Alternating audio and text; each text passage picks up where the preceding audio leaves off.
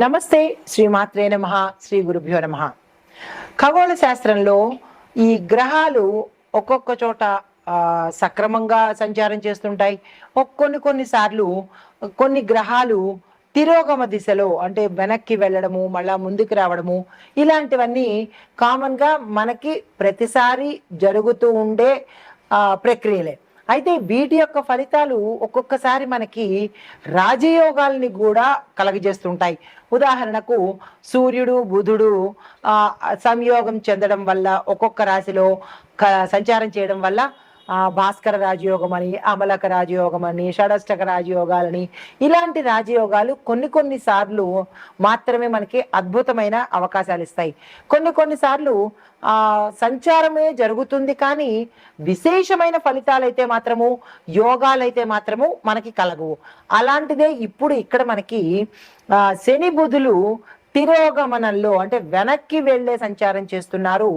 అది జూలై 13వ తారీఖున మొదలుపెట్టి శని మీనరాశిలో తన తిరోగమన దశలో అంటే తిరిగి మళ్ళా వెనక్కి వెళ్లే దశలో సంచారం మొదలుపెట్టాడు.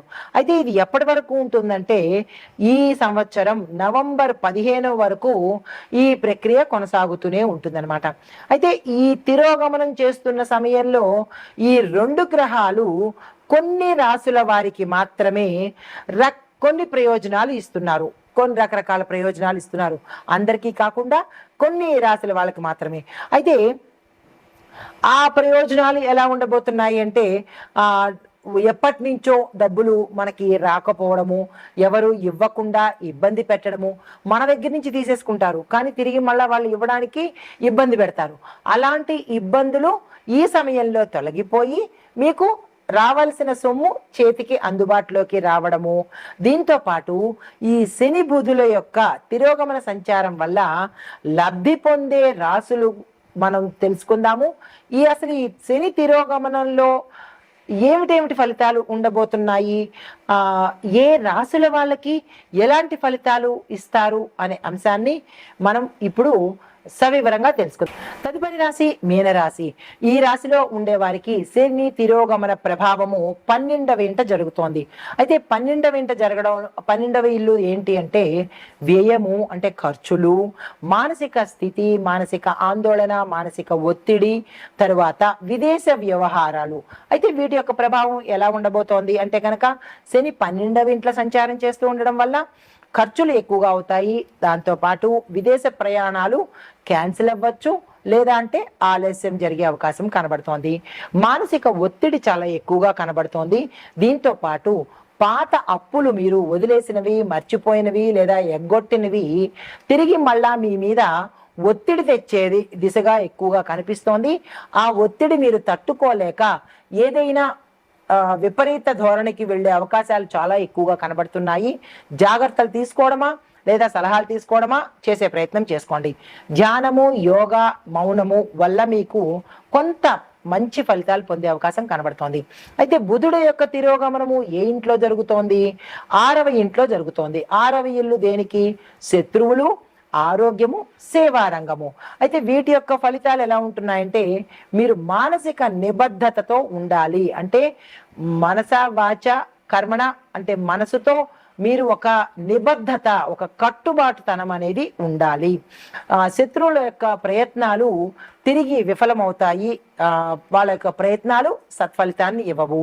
పాత అనారోగ్య సమస్యలు అంటే గతంలో మీకు ఏవైనా అనారోగ్య సమస్యలు ఉంటే కనుక అవి తిరిగి మళ్ళా వచ్చే అవకాశాలు ఎక్కువగా కనబడుతున్నాయి. జాగ్రత్తలు తీసుకోండి. తరువాత సరి అయిన చికిత్స మార్గాలు తీసుకోకపోతే ఆపరేషన్స్ అయ్యే అవకాశాలు ఎక్కువగా కనబడుతున్నాయి. జాగ్రత్తలు తీసుకోండి. ఉద్యోగంలో మీరు ఏదైనా అసైన్మెంట్స్ కానీ లేదా ప్రాజెక్టులు కానీ మీరు సంతకాలు పెట్టి ఉంటే అవి ఇప్పుడు తలకు చుట్టుకునే ప్రమాదం గోచరిస్తోంది. అది ఎక్కడ పొరపాటు జరిగింది అనేది ఒకసారి విచారణ చేసుకోండి. మరి లాభపడే అంశాలు ఏమిటి అంటే కనుక ఆరోగ్యపరమైన పరిష్కారాలు దొరుకుతాయి. జాగ్రత్తలు తీసుకోండి. ఉద్యోగంలో పునర్వ్యవస్థీకరణ అంటే మళ్ళా మీరు తిరిగి దాన్ని అందుబాటులోకి తెచ్చుకునే ప్రయత్నం చేసుకోండి. తర్వాత పోటీ పరీక్షల్లో సక్సెస్ సాధిస్తారు, ర్యాంక్ సాధిస్తారు విద్యార్థులు. తర్వాత మీలో ఆత్మశక్తి ఎక్కువగా పెరుగుతుంది. మరి జాగ్రత్తలు ఎక్కడ తీసుకోవాలి అంటే కనుక ఖర్చుల దగ్గర జాగ్రత్తలు తీసుకోండి, నియంత్రించుకునే ప్రయత్నం చేసుకోండి. తర్వాత ప్రయాణాలు చేసేటప్పుడు బళ్ళ మీద కావచ్చు లేదా వేరే వాహనంలో కావచ్చు, ప్రయాణాలు కొంచెం యాక్సిడెంట్స్కి, ప్రమాదాలకి గురి అయ్యేటట్టుగా కనబడుతోంది. జాగ్రత్తలు తీసుకోండి. తరువాత ఆపరేషన్స్ అయ్యే అవకాశాలు కూడా ఎక్కువగా కనబడుతున్నాయి. అది వాటి విషయంలో కొంచెం జాగ్రత్తలు తీసుకుని జాగ్రత్తలు పాటించుకునే ప్రయత్నం చేసుకోండి.